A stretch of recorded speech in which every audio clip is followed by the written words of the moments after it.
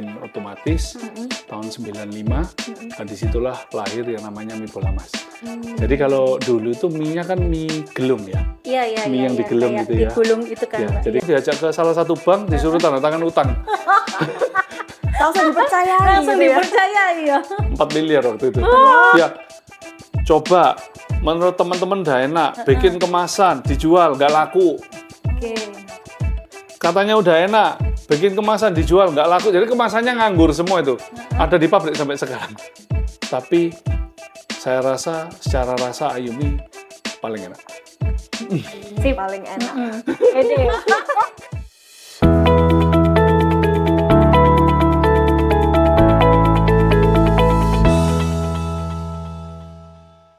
Oke, Sobat Berita Jatim, kembali lagi bersama aku Ocha. Dan kali ini, di podcast kali ini kita kedatangan tamu spesial dari Mie Bola Mas. Yang mana podcast kali ini aku nggak sendirian, tapi juga aku ditemani oleh partner aku. Halo. Di sini ada Mbak siapa? Aku Wahyu. Kita kembali lagi bersama saya setelah sekian lama saya tidak podcast bersama. Tidak pernah masuk in frame Tidak ya? pernah in frame ya kan. Akhirnya saya kembali lagi di podcast ini. Gimana ini Ocha, kita perkenalan saja. Biasa dipanggilnya Pak Wawan nih. Oh, Iya. Pak Wawan, gimana kabarnya? Baik. Terima kasih. Terima kasih ya Pak sudah datang merepot ke sini Sama-sama. Pak. Karena kita mau mengulik-ngulik tentang bola emas dan juga ada satu mie yang menarik perhatian banyak orang. Nah, apa itu? Nanti kita bakalan cerita lengkapnya dari Pak Wawan ini ya. Mungkin kita basic dulu ya. Ya. Bisa dijelasin dulu sih apa sih Mie Bola Mas ini? Mungkin banyak dari teman-teman Sobat Berita Jatim ini mungkin ada yang belum tahu atau mungkin bisa diperkenalkan. Oke. Jadi Mie Bola Mas itu adalah sebuah brand yang didirikan oleh ayah saya. Perusahaan kami dulu namanya Parimas. Oke. Parimas. Berdiri di tahun 1976. Jadi tahun 2026 ini nanti kita merayakan 50 tahun perusahaan. Wow. Gitu. 76 dari betul-betul ayah saya waktu itu masih sangat-sangat termasuk kategori tidak mampu gitu ya. Jadi masih home industry. Satu hari beliau memproduksi kurang lebih 20 kilogram mie Per hari ya. per hari. Lalu ya berjuang sampai akhirnya mulai invest di mesin otomatis tahun 95. Disitulah lahir yang namanya Mie Bola Mas. Jadi kalau dulu itu mie-nya kan mie gelung ya. Iya. Mie yang digelung kayak gitu ya. Digulung itu kan, Ya, Mbak. jadi kalau kita beli bakso zaman dulu itu langsung gulungan, dijualin iya. satu persatu. Lah kalau Bola Mas itu adalah tipe mie yang Kering. sebutannya mie keriting. Oke. Yang ada Ada gelombangnya gitu ya. ada gelombang gitu. Jadi gara-gara muncul mesin mie keriting, maka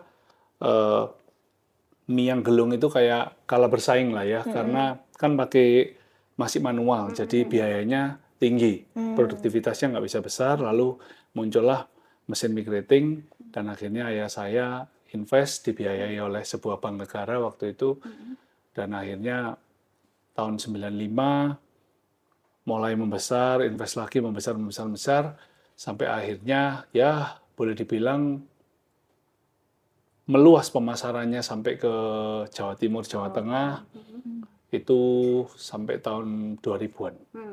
Pak, ini kan termasuk regenerasi ya dipegang sama Betul, Pak Wawan. ya. Otomatis pasti akan ada inovasi-inovasi nih dari generasi sebelumnya Ya. masuk ke generasinya Pak Wawan sendiri.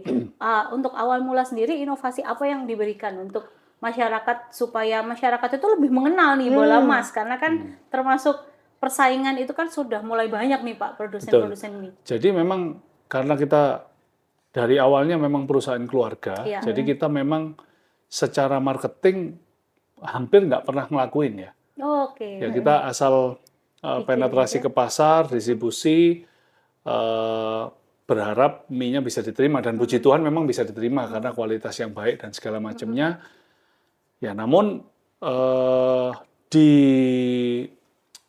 sebelum 2020 ya, sekitar 2019-an itu baru kita mulai melakukan aktivasi marketing. Ya, saya sendiri mulai berkecimpung di perusahaan mulai tahun 2006. Jadi saya lulus kuliah langsung disuruh pegang perusahaan. Dan kebetulan waktu itu ayah saya agak kesehatannya terganggu, ibu kesehatannya terganggu, saya dari kuliah di Australia langsung disuruh pulang, langsung suruh pegang perusahaan. Iya. Umur 24 ya waktu itu ya. Oke, masih sangat muda Ya. pada saat itu. Dan apa ya, ayah saya itu tipe yang oke, sekarang kamu udah pulang, kamu pegang perusahaan, saya keluar. Oke, Oh, paham. langsung paham. benar-benar langsung dilepas benar-benar ya? langsung Langsung. dilepas gitu kan, Pak. Langsung ditinggal. Jadi saya masih ingat beliau itu cuma pesan ke saya, kamu kalau bikin produksi makanan, pastiin makanan yang kamu produksi itu kamu berani kasih makan anak kamu tiap hari, dia bilang gitu. Yang artinya berarti harus bertanggung jawab secara etika dan ingredient yang terbaik, yang setanggung jawab mungkin lah. Kan dikasihkan ke anak, berarti Iya, kan harus yang sehat, yang baik gitu, yang nggak berbahaya bagi kesehatan gitu.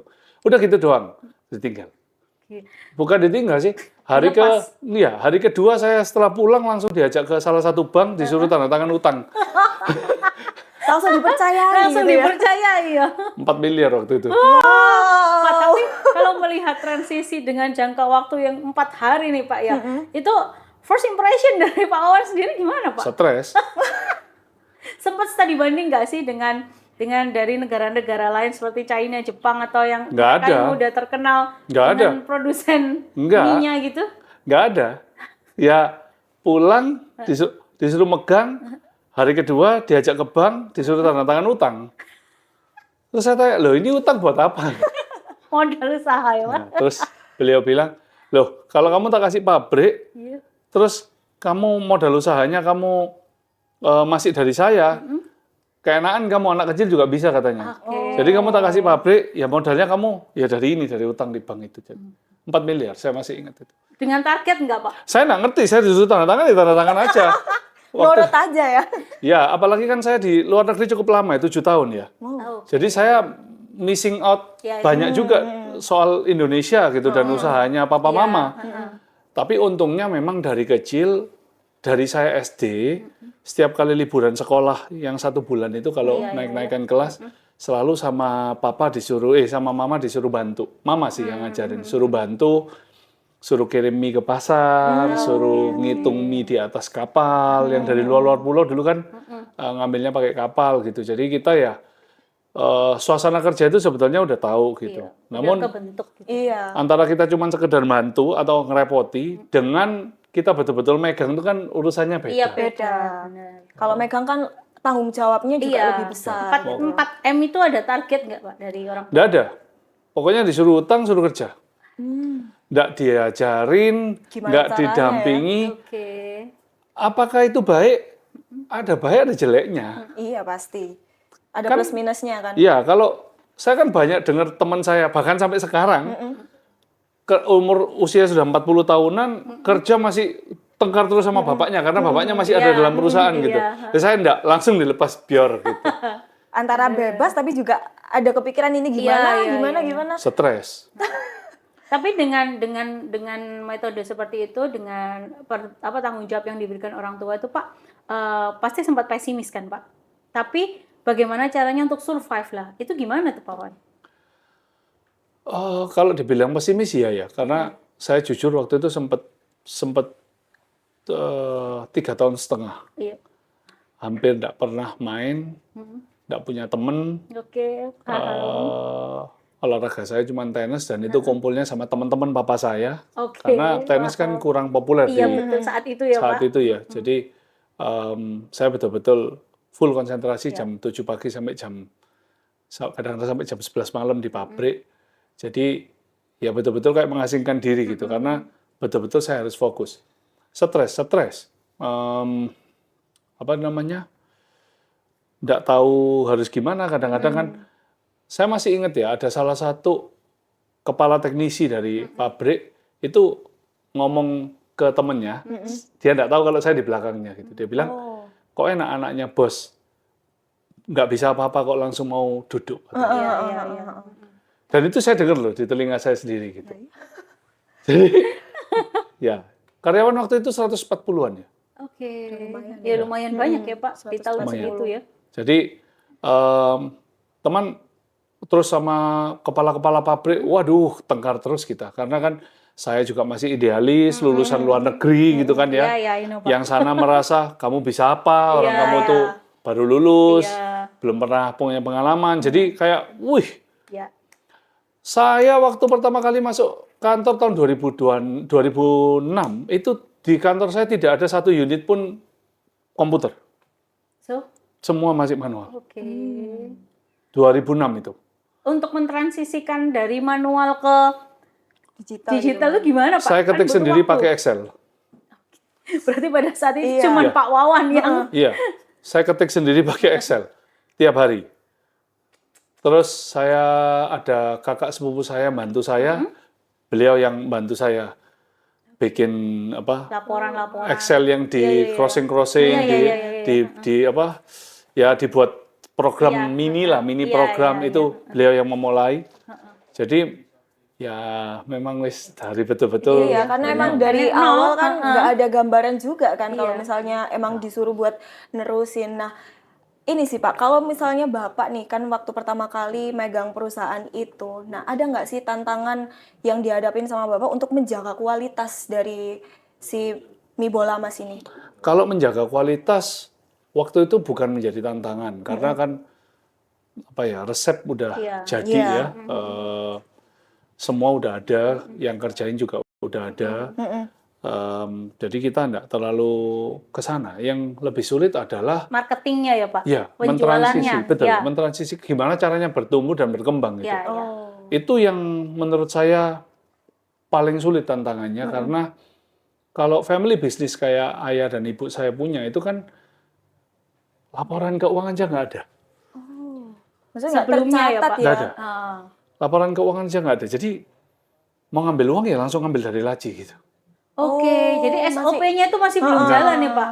Oke, pada saat itu ya. Pada saat itu. Nah, otomatis kan gimana sih Pak cara menumbuhkan ibaratnya kan karyawan-karyawan ini kan masih belum kebiasa nih setelah dipegang papanya Pak Wawan, tiba-tiba dipegang Pak Wawan dengan sistem digital Ya. itu untuk transisi itu bahkan sampai akhirnya dulu yang hanya bisa dijual di pasar meningkat ke swalayan. Nah, kayak gitu tuh.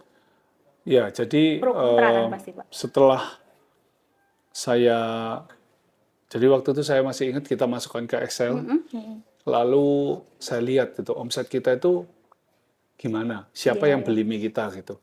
Saya petakan ternyata 5 pelanggan utama kita itu pegang omset 65% dari total omset kita. Dan terus saya merasa ini nggak benar. Karena kalau satu aja tutup atau nggak bayar, Maaf. wah perusahaan sakit gitu. Ya, pasti. Karena terlalu gede ya. Iya, 5 toko megang 65% Iya, omset gitu.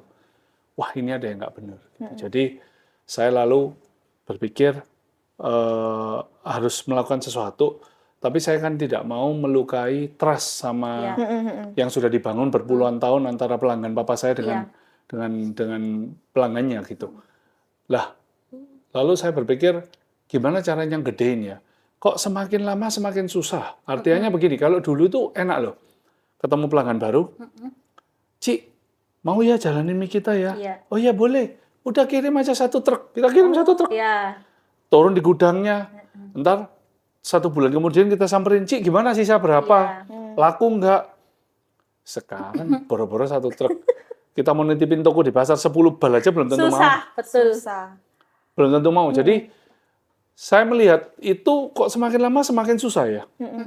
Kok saya mau nemuin pelanggan seperti zaman papa saya dulu, kok susah sekali gitu. Nah disitulah saya berpikir, wah ini harus ada perubahan. Disitulah pertama kali kita bikin yang namanya stock point. Oke. Jadi kita bikin stock point atau depo ya, Iya. di Kota Ngawi waktu itu. Saya masih ingat di Kota Ngawi, kita buka depo, nah kita akan passing. Karena memang di sana memang banyak peminatnya dari bola. Banyak, Mas. banyak. Oh, Berarti Jadi itu kita- dilihat dari peminatnya ya? Ya, kita bikin, saya terus berpikir juga, toko-toko pelanggan papa saya ini usianya sepapa saya semua. Belum regenerasi kan, Pak? Ini kalau mereka nggak lanjut, lah saya kehilangan omset. Iya. Iya, benar-benar. Tapi kalau kita tarik wilayahnya juga pasti marah kan. Saya kan nggak mau nakiti orang gitu loh. Akhirnya pelanggan saya di sini, saya buka stock point di Oh. kota sampingnya. Iya, gitu. iya. Mediun. Enggak, di Ngawi. Pelanggan saya lebih banyak di Caruban waktu itu. Oh, Ya, oke saya oke. buka stock point di Ngawi, saya pemerataan. Jadi tugasnya sales saya adalah menjual kepada toko yang belum berjualan bola emas. Nah, Jadi nggak boleh crash sama yang sudah jual. yang sudah jual, sama agen-agennya Agen kita. lain. Waktu itu Iya, kan iya. agen nyebutnya Iya, ya. iya, iya, benar. Zaman itu belum ada Iya, distributor-distributor. benar. Lah, akhirnya mereka pemerataan. Ya, 1 tahun pertama sampai 1 tahun bersama itu masih rugi terus. Oke. Setiap bulannya nutup operasional cost itu nggak mampu, nggak bisa, rugi. Saya diketawain sama ya staff saya sendirilah di pabrik. Oh, cari perkara orang-orang udah enak cari duit kok mau bikin yang aneh-aneh. Aneh-aneh. Kan enak dikasih agen, kirim 1 truk, Truk. terima duit, Iya. beres, kirim lagi 1 truk gitu.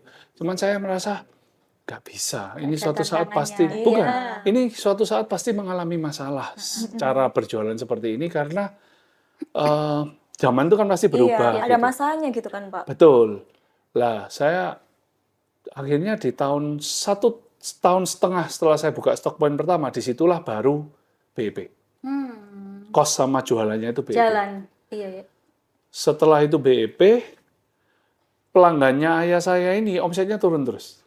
Oh, Setiap tahun. Heeh. Turun terus. Grafiknya tuh turun terus. Saya genjot pakai program, nggak bisa. Turun terus. Karena memang nature of business-nya udah berubah. Customer lebih kepingin dapat service level yang lebih baik.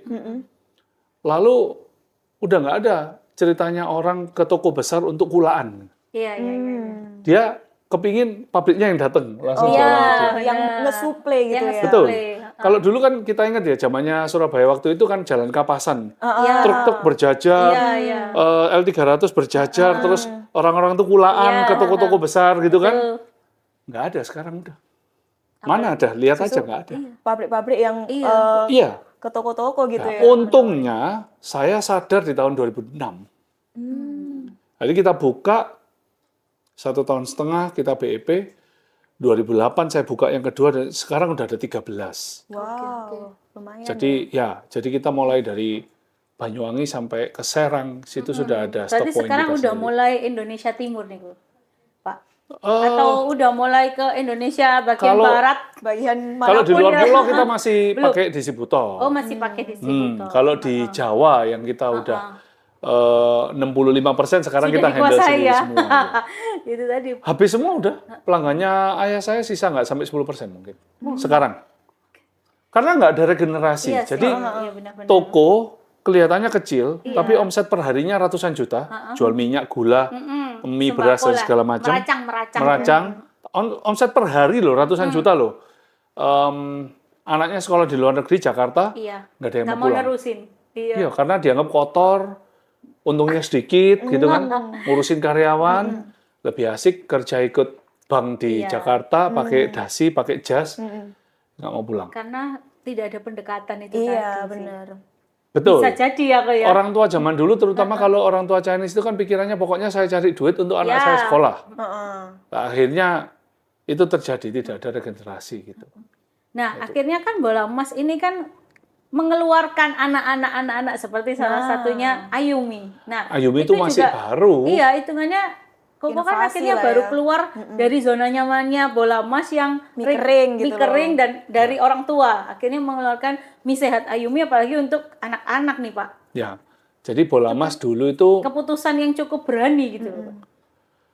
sebetulnya kita itu kalau dibilang kita itu cemerlang atau punya ide brilian, nggak ada sih. Sebetulnya semua itu karena tuntutan. Pasar ya, Pak. Ya, saya terus terang aja. Saya terus terang aja. Saya melihatnya begini. Tahun 2010. Jadi omsetnya pabrik ayah saya sudah kapasitasnya udah full. Ya. Saya ngomong ke ayah saya minta pabrik yang kedua dong, karena ini udah penuh gitu. Beliau merasa mungkin saya belum siap, jadi di ACC di tahun 2014, tapi it's okay. Lama ya. Oh lama, it's okay. Itu nggak masalah. Namun di 2010 yang saya lihat adalah sebetulnya fenomena Indomaret. Oke, betul. Awal-awal buka Indomaret tahun 2000-an awal ya, itu kan nggak terlalu rame, nggak terlalu laku ya. Iya. Karena orang merasa beli di Indomaret itu mahal. Mahal, betul. Tapi semakin ke sini, 2010 itu pokoknya puncaknya, saya melihat, loh kok tambah rame ya? Cabangnya tambah ada di mana-mana. Orang ngomong mahal-mahal, tapi buka cabang terus. Iya betul. Bahkan di pelosok pun Iya. ada sekarang. Indomaret. Ya, jadi yang dulu katanya jarak harus minimal 2 kilometer buka Iya. satu, lama-lama kok 200 meter buka satu. Nggak mungkin jarak kalau ada. nggak rame buka Iya. terus, Iya. gitu kan? Terus saya mikir, efeknya apa? Kok pasar tradisional tambah lama tambah sepi Sepi. ya? Padahal omset saya itu 99% di Dari pasar tradisional. Zaman itu belum ada online ya. Iya. Saya terus mikir, lah kalau omset saya 99% di pasar tradisional, tapi yang maju pasar modern, pasar tradisionalnya turun terus. Lah lama-lama lah saya habis. Jadi kalau dibilang apakah brilian? Enggak. Karena kita cinta sama perusahaan kita tahu game dan masalah perusahaan kita, ya kita beradaptasi. Iya. Bukan masalah pinter atau ide brilian, bukan. Nah, setelah itulah saya berpikir, wah nggak bisa, harus ada produk kita di modern market. Jadi bola emas yang dulunya beratnya 2,2 kilo, isinya 44 biji, Iya. kita kecilkan jadi isi 12 biji. Oke. Jadi paknya segini. Paknya, oh iya, lebih kecil Nah, ya. setelah itu keluar yang Keluar isi yang ini, 200 gram, seperti ini. Jadi Upgrading sebetulnya terus. ya upgrade ke kemasan yang lebih kecil. Lalu kalau kita lihat kopi, dulu kemasannya 4 kilo, satu black, lama-lama 1 kilo, lama-lama 250 gram, terakhir yang paling 12 laku, gram. iya, yang paling laku sasetan. Gitu. Sasetan. Jadi ya dari situ saya lihat, oh, saya harus ikut itu, Ya. gitu. Terus saya buat ini. Kalau bicara Ayumi, beda lagi. Oke. Jadi di tahun 2017, saya itu melihat sebuah produk mie instan Ya. yang waktu itu booming. Booming, harganya cukup mahal. Ya. Kok menarik ya bikin mie begini tok. Kok harganya bisa semahal itu. Betul. Added value-nya bisa Iya. sebesar itu gitu. Ya waktu itu saya coba, kok saya kurang suka rasanya ya gitu. Yang produk terkenal itu kan. Ya, Pak. saya ngomong ke istri saya waktu itu. Kan kita belum pengalaman, saya juga Iya. nggak berani sok-sokan kan. Iya. Saya bilang, ini produk keren. Konsepnya semuanya keren, penjualannya juga keren, tapi rasanya kok kurang Iya. sip gitu loh. Bagi saya pribadi, saya nggak ngomong ke semua orang ya. Bagi saya pribadi, saya ngomong ke istri. Kalau istri saya ngomong ke Abu tuh ngomong apa? Produk booming kok. Ibaratnya produk booming kok dicela gitu. Iya. Saya bilang, loh saya itu bukan mencela. Saya itu kan orang yang tiap hari bikin mie. Bikin Iya. jadi tahu ya. Jadi kan saya tahu gitu kan. rasa-rasanya. Nah, terus ya sudah, saya nggak punya kepikiran. 2019, persis sebelum pandemi, lah saya kan punya anak yang ketiga waktu itu umur 4 tahun. Dia itu kalau suruh makan mie 5 menit selesai. Tapi kalau makan nasi 1 jam nggak selesai. Iya. Iya. Suka banget sama mie. Iya. Lalu istri saya bilang, buatin dong saya mie yang bisa tak kasih buat anakmu. Iya. Karena dia nggak mau ngasih anak Yang saya, itu ya. bukan nggak mau ngasih mie instan ke anak-anak gitu. Karena kan Iya banyak kandungan kurang, yang ya itulah. Kurang baik lah. Saya nggak berani bilang begitu ya. Silakan dinilai sendiri-sendiri. Iya. Jadi menurut kami ini kurang baik gitu. Jadi saya bilang, gampang, tak kira mie bola emas dikasih bumbu, Iya, selesai Udah ya, Pak. jadi. Selesai. bumbu yang tanpa MSG, selesai jadi produk. Iya. Ternyata Kasih dia nggak 4 semudah tahun. Ya, kita research itu 4 tahun. Bikin Ayumi itu 4 tahun. Oh. Lumayan Jadi- lama ya, Ya, 4 lumayan tahun. lama ya. Ya, karena base-nya mie instan itu adalah mie yang prosesnya digoreng. Iya. Jadi dia mengandung kurang lebih 20% minyak. Itulah yang membuat mie instan itu gurih. Oh. Jadi mie instan itu prosesnya digoreng. Jadi itu makanya kalau kita kremes jadi Iya, camilan iya, kan iya, langsung iya. bisa gitu ya. Bisa. Heeh. Nah itu ada 20% minyak yang masuk ke dalamnya mie instan gitu. Dan sorry to say, minyak itu sebagian besar adalah minyak jenuh. Loh, karena mesinnya 1 hari bisa produksi 15 ton. Iya sih. Iya, Minyak iya, iya. yang ada di dalam tangki untuk produksi mie Kan instan tuh terus. 2000 liter. Iya. Dia dipakai terus. Iya. Lalu kalau minyaknya berkurang karena diserap mie kan, Iya. ditambahin minyak baru. Jadi ininya nggak dibersihkan yang lama. Ya, Ya, bangkrut. Nggak mungkin minyaknya dibuang. Iya, nggak mungkin. Jadi itu dipakai goreng terus-menerus, berkurang ditambahin, supaya nggak tengik minyaknya dikasih Iya. antioksidan atau pengawet. Oh, oke. Iya. Ini yang sebetulnya yang membuat mie instan itu kurang baik. Itu sebetulnya di sini. Kan banyak orang ngomong, oh enggak, karena bumbunya banyak micin, kan Iya, gitu kan. iya. Ya, itu salah satu. Tapi kalau menurut saya orang yang ngerti bikin mie, yang lebih serem sebetulnya adalah kandungan yang ada Yang dalamnya. ada. Pada Kan- waktu itu apa Pak? Mie varian apa yang dikeluarkan dalam 4 tahun itu? Saya, ya Ayumi, Oh, tapi nggak enak. kenapa Bapak bisa bilang itu nggak enak? Kurang serak. Atau kurang standar, Pak? Ya gimana ya? Bikin mie yang enak itu gampang. Bikin mie yang sehat itu gampang. Tapi bikin mie yang enak dan sehat susahnya setengah mati. Terus pada akhirnya Susahnya setengah mati. selama 4 tahun itu berhasil. Enggak. Itu baru. Ya, coba menurut teman-teman udah enak, bikin kemasan, dijual, nggak laku. Oke. Katanya udah enak, bikin kemasan, dijual, nggak laku. Jadi kemasannya nganggur semua itu. Ada di pabrik sampai sekarang. Saya jadikan monumen kayaknya. Inilah kegagalan. Inilah Monumen kegagalannya. Ayumi. Ya, kegagalannya Ayumi.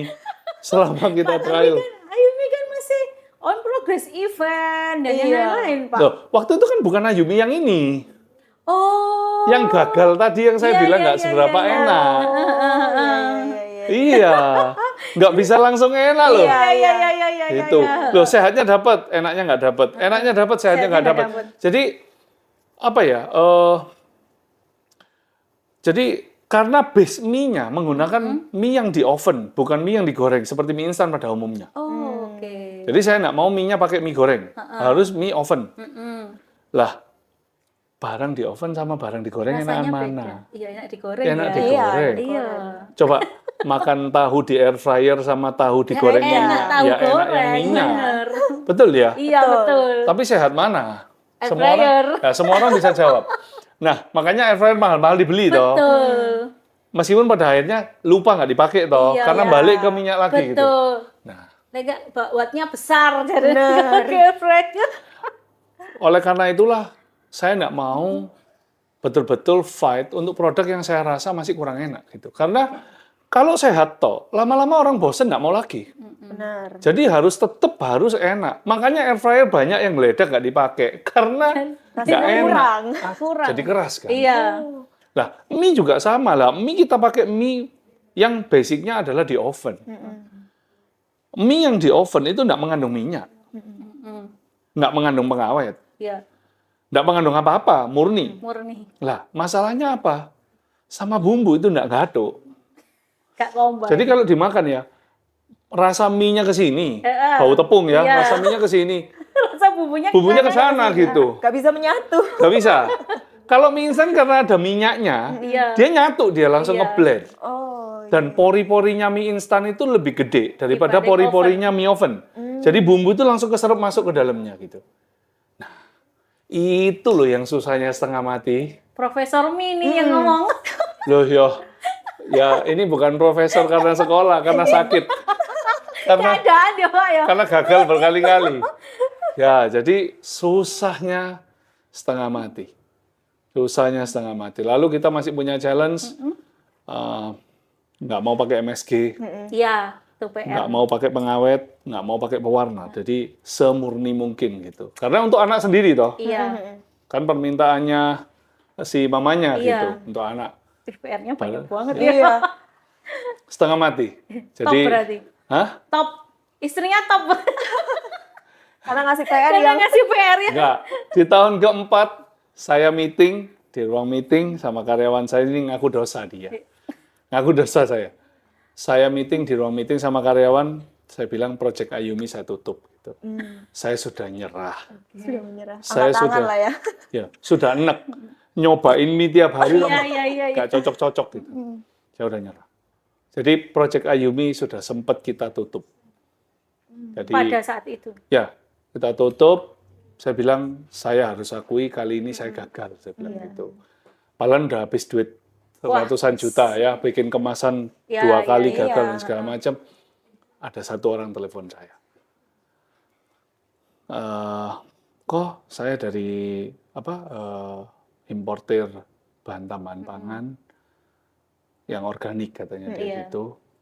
Saya mau kasih sampel buat ke Wawan untuk coba. Saya bilang enggak. Saya sudah capek. Saya sudah tutup proyeknya baru aja, saya bilang gitu. Dia bilang, tolonglah kok dicoba dan segala macam. Saya ini baru usaha, dia Iya, bilang iya. gitu. Saya bilang, sorry ya, saya sudah muak dengan yang namanya trial mie, saya bilang gitu. 4 tahun loh, Rek. Iya. Iya. Lama loh itu, Dan itu Om. banyak pasti yang Dan dia. ada feeling gini kan, kita ini kan sudah merasa pinter dan ahlinya mie gitu Iya, loh. iya. Tapi ternyata nggak berhasil. Itu kan bikin capek tuh Iya. sebetulnya gitu. Nah, terus akhirnya dia WA saya terus nggak tak bales. Terakhir dia bilang gini ke saya, Ko Wawan, boleh nggak minta waktunya 10 menit aja untuk ketemu katanya gitu.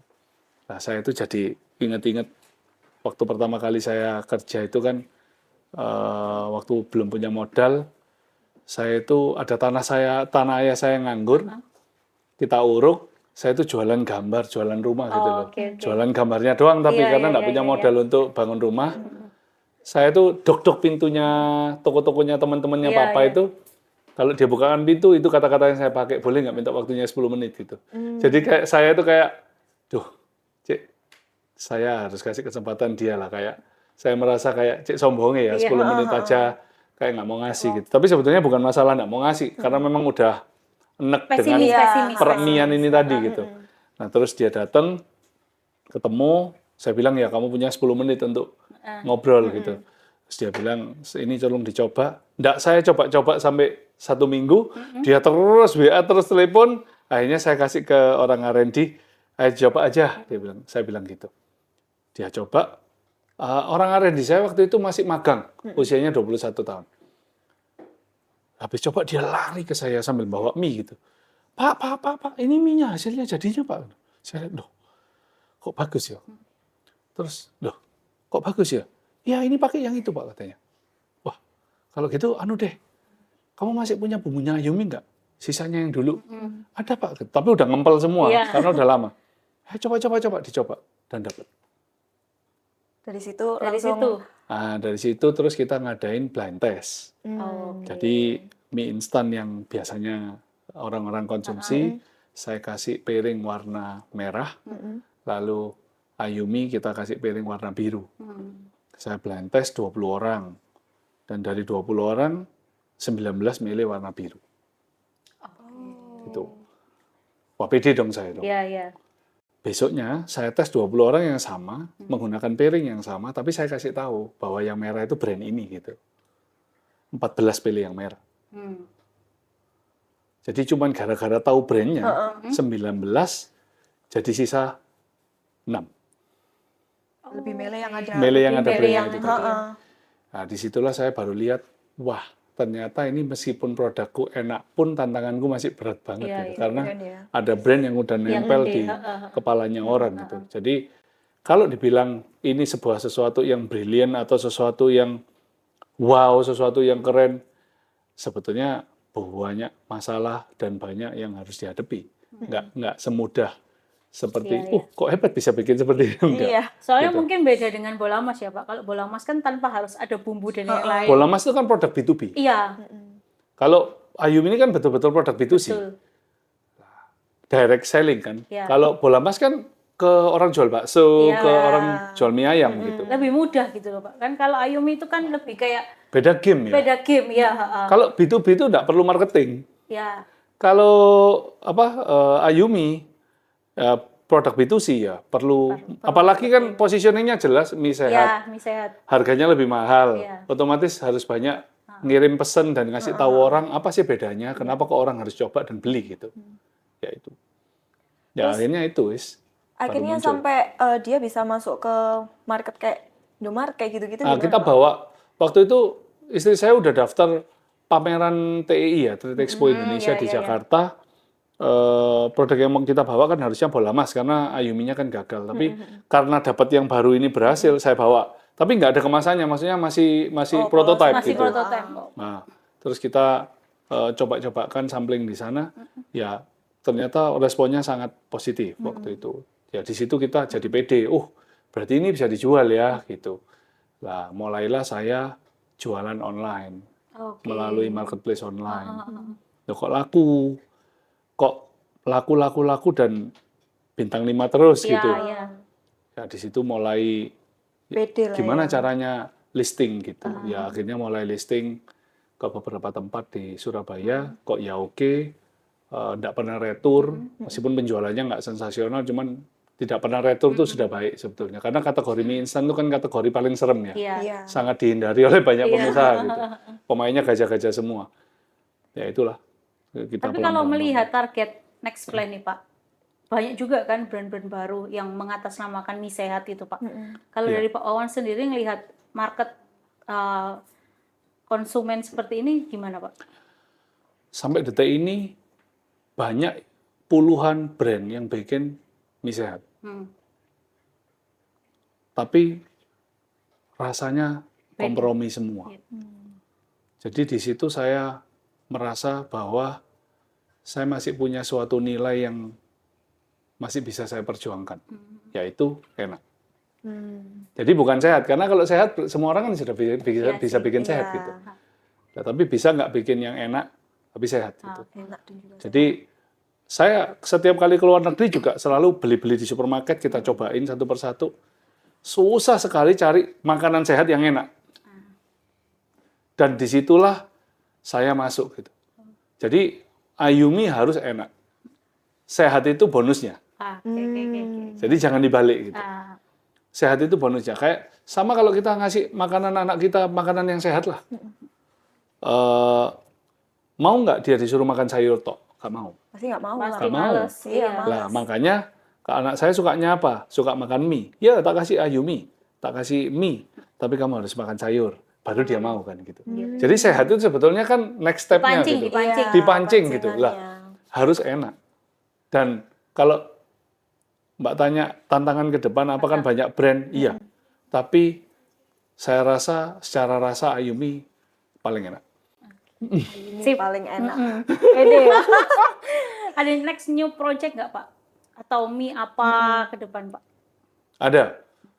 Ya pengembangannya Ayumi, tapi kita akan tetap konsisten di mie sehat. Mie sehat Oke. Ya, Tetap karena dikembangkan saya mie sehat harus ya. konsisten di sana terus, positioning kita di sana, kita udah terlanjur nge-branding diri kita seperti itu, ya kita konsisten di sana terus gitu. Ya. Pak, terakhir nih Pak, ada nggak Pak tips dari Pak Wawan sendiri untuk pengusaha-pengusaha muda di luar yang lagi merintis juga, apalagi di bidang food and beverage kayak gini nih Pak? Saya aja masih banyak gagal Iya. ngasih tips itu. Gimana ya? Kan cara pandang orang itu kan beda-beda Pak, pasti dua sisi kan Pak, kayak gitu. Kalau saya yang selalu saya tekankan ke diri saya sendiri maupun ke tim yang bekerja bareng-bareng sama saya rasa jadi seorang pengusaha harus punya idealisme, harus percaya dengan idealismenya, tapi yang lebih penting lagi adalah harus jujur. Jujur itu dalam artian bukan nggak ngemplang uangnya orang, bukan ya. Iya. Ini saya nggak bicara masalah jujur itu. Jujur itu dalam artian gini, kalau jual makanan sehat, ya harus betul-betul sehat. Jadi jangan pakai marketing itu sebagai gimmick. Sehingga apa? Sehingga kemanapun saya berada, kemanapun saya jual, kepada siapapun saya jual, saya nggak perlu pura-pura jadi siapa Iya. gitu. Ini ya ini. Ayumi itu ya produk yang saya buat untuk anak saya sendiri. Kan nggak mungkin saya membuat suatu produk untuk anak saya sendiri yang second best atau yang nggak sehat gitu. Pasti yang terbaik, yang paling sehat, karena untuk anak saya sendiri gitu. Jadi saya nggak punya beban apa-apa sebagai pengusaha. Saya ketemu siapapun ya, saya tetap menjadi diri saya. Dan itu kalau kita amini dan kita lakukan dengan sungguh-sungguh, otomatis itu kan nyalur ke semua staff dan Iya. karyawan dan semua stakeholdernya Ayumi, sehingga apa ya, kita nggak perlu ngejelasin diri kita siapa gitu. Karena kita sudah tahu kita ini siapa dan apa yang kita lakukan, apa yang kita kerjakan, nggak ada yang dibohongin, nggak ada yang kita tutup-tutupin ya. Ini yang kita bikin. Sabar itu penting nggak sih Pak dalam bisnis? Menghela napas dulu ya. Loh susah. Nanti sabar dibilang lemot. Iya. Iya toh, ngeluarin produk mie yang kita udah pengalaman hampir 50 tahun itu tadi, 4 tahun loh. Itu aja masih ada gagalnya. Ada gagalnya. Dan kalau dibilang sabar, saya udah nyerah loh. Loh, bener loh. Iya, iya. Seperti ini pun saya sejujur-jujurnya, saya udah nyerah. Jadi kalau dibilang, wah Ayum ini berhasil karena Pak Wawan sabar. Enggak, wong saya udah tutup buku kok, saya udah nyerah kok gitu. Kalau saya sabar harusnya saya masih bertahan dong. Iya. Iya. Enggak, saya udah nyerah. Jadi kalau dibilang sabar, nanti ngomongnya gini, iya Pak Wawan duitnya banyak, trial 4 tahun nggak apa-apa, nggak bangkrut, masih bisa makan. Lah kalau UMKM disuruh trial 4 tahun ya nggak jualan gitu kan. Jadi kalau dibilang definisi sabar ini sulit. Tapi kalau menurut saya, bukan sabar sih lebih tepatnya. Manusia itu kan di-drive oleh keyakinan terhadap sesuatu. Termasuk agama dan segala macam ya. Jadi kalau kita yakin dengan apa yang kita lakukan, maka kita akan punya nafas yang lebih panjang. Udah gitu aja. Jadi kalau dibilang sabar, contoh ya, kalau saya nunggu istri saya lama nggak selesai-selesai, saya terpaksa harus sabar. Iya toh? Kalau orang lainnya tak tinggal. Mungkin gitu kan? Iya, Tapi kalau istri, Iya. berani nggak ninggal ya nggak berani. Berani. Ya terpaksa harus sabar. Betul. Iya. Mau nggak mau harus sabar. Apakah itu berarti saya sabar? Kan belum tentu. Itu satu benang merah pesan dari Pak Wawan. Mungkin nanti untuk para generasi next-nya yang mau bisnis bisa menerapkan pola seperti Pak Wawan. Iya. Terakhir nih Pak Wawan, kan ini perekonomian juga lagi agak menurun gitu ya. Siap. Mungkin dari Pak Wawan sendiri selaku pengusaha gitu, ada nggak sih pesan-pesan? Nggak usah mikirin itu deh. Tetap yakin aja ya. Mau presidennya siapa, ekonominya bagaimana, saya ya tetap penjual mie kok. Saya tetap pabrik mie, saya tetap bagul bakmi. Berarti tetap harus bertahan ya. Presiden nggak akan ngurusin kesejahteraan saya. Saya harus bertanggung jawab terhadap hidup saya sendiri. Jadi nggak usah ngurusin politik, nggak usah ngurusin kondisi negara gitu-gitu. Pokoknya jualan mie aja, gitu aja loh.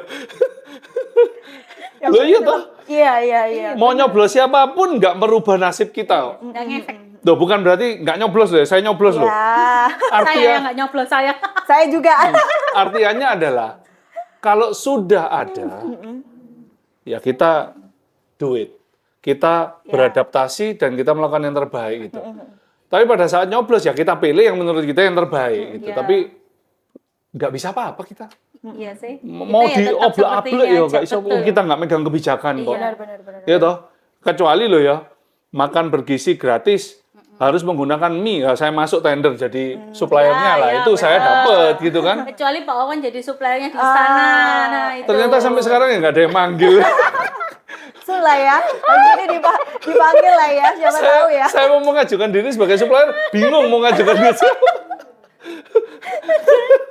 Iya toh?